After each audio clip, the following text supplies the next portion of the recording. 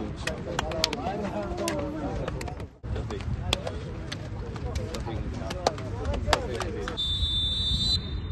الله الرحمن الرحيم. اهلا وسهلا بالجميع هنا في بطولة نجوم الأحساء الرمضانية الخامسة. ذلك كان الحديث عن أنها قمة منتظرة، عن أنه نهائي مبكر. نعم، فلقاء الكبار دائما ما يكون مليئا بالمتعة، دائما ما يكون غنيا بالمتعة.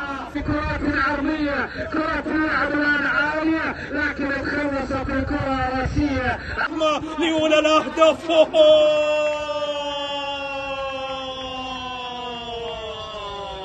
ضاعت اسعد عن هذه القمة اللي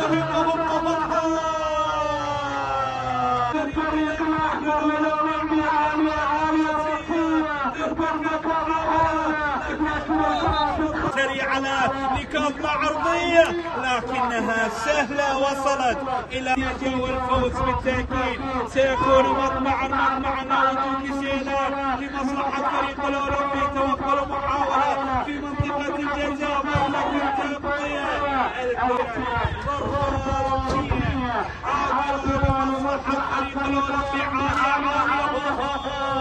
مر من الأول لكن تدخل وقطع للكرة لتعود من جديد الآن بعد عن الحرب.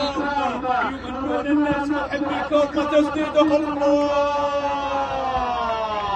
بطولة شوط ثاني يجمع بين فريق كربلاء وفريق الأولمبي. شوط ثاني حاضرة فيها تقدم لعب الكرة عالية الآن راسية حاضرة، لكن الكرة تعود من جديد الآن.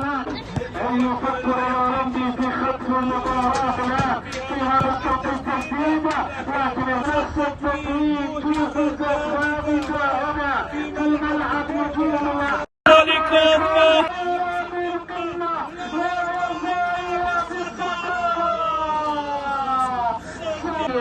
وما سمعنا وصلت في المعلومات لدينا لمن يحضر المباراة. خطرة الآن للأولمبي.